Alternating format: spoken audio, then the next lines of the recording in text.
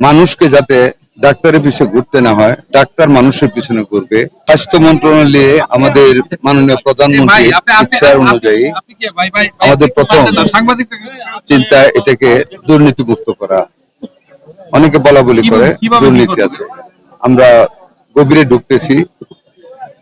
এই মন্ত্রণালয়টাকে সম্পূর্ণ দুর্নীতিমুক্ত একটা মন্ত্রণালয়ে আমরা রূপান্তরিত করবো ইনশাল্লাহ। দ্বিতীয়ত, মানুষকে যাতে ডাক্তারের পিছনে ঘুরতে না হয়, ডাক্তার মানুষের পিছনে ঘুরবে। আধুনিকতায় পরিবেশ বান্ধব গ্রেট ওয়াল সেরামিক, অর্থাৎ আমরা চিকিৎসা সেবা মানুষের দোরগোড়ায় পৌঁছে দেওয়ার একটা প্রতিশ্রুতি আমাদের আছে, এটা আমরা করবো ইনশাআল্লাহ। দুর্নীতিমুক্ত ভাবে মন্ত্রণালয়কে গড়ে তোলা এবং সিন্ডিকেট মুক্ত একটি স্বাস্থ্য মন্ত্রণালয় গড়ে তোলা আমাদের প্রধান লক্ষ্য, এবং এর মাধ্যমে জনগণের ভোট দৌড়ে আমরা যে সেবাটা, চিকিৎসা সেবা আমরা পৌঁছে দেওয়া বদ্ধপরিকর।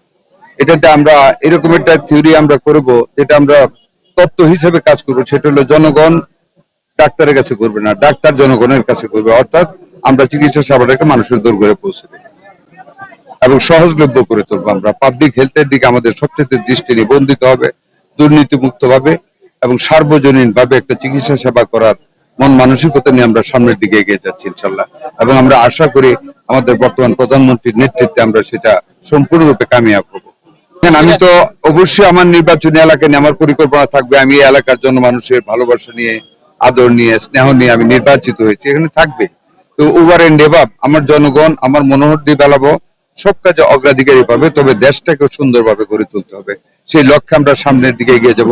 দেশ যখন সুন্দরভাবে গড়ে উঠবে, আমরা তখন আমার মনোহর দিয়ে বেলাবো সুন্দরভাবে গড়ে উঠবে। আর আমাদের রাজনৈতিক আরেকটি ইচ্ছা, আমাদের সামাজিক ইচ্ছা, এটা আমাদের মনের ইচ্ছা, দলের ইচ্ছা, সরকারের ইচ্ছা।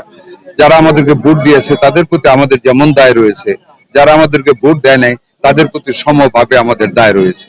সকল প্রতিহিংসার ঊর্ধ্বে উঠে, সকল বিদ্বেষকে ভুলে গিয়ে, রাজনৈতিক কোনো কুচিন্তা বা অসৎ চিন্তা না করে আমরা সকল মানুষকে নিয়ে, মুক্তিযুদ্ধের পক্ষে সকল মানুষকে নিয়ে আমরা নতুন সমৃদ্ধশীল মুক্তিযুদ্ধের চেতনা ভিত্তিক একটি বাংলাদেশ গড়ে তুলবো ইনশাআল্লাহ। একটা মেডিকেল কলেজ নরসিংদী করার একটা চিন্তা আছে, গতকাল আলাপ করেছি, আপনারা দোয়া করবেন। বাংলাদেশে আরো যেখানে যেখানে দরকার হবে সবখানে করা হবে, নরসিংদীতে করা হবে। 50 শয্যা, এটা অলরেডি কালকে আমরা আলাপ করেছি। এটা শুধু এটা না, আরো অনেক জায়গায় বাকি আছে, সবগুলি একসাথে আমরা কাজ করব। এবং নরসিংদীর জন্য 2টা আইসিইউ ইউনিট আনার জন্য আমি অলরেডি ইচ্ছা পোষণ করছি।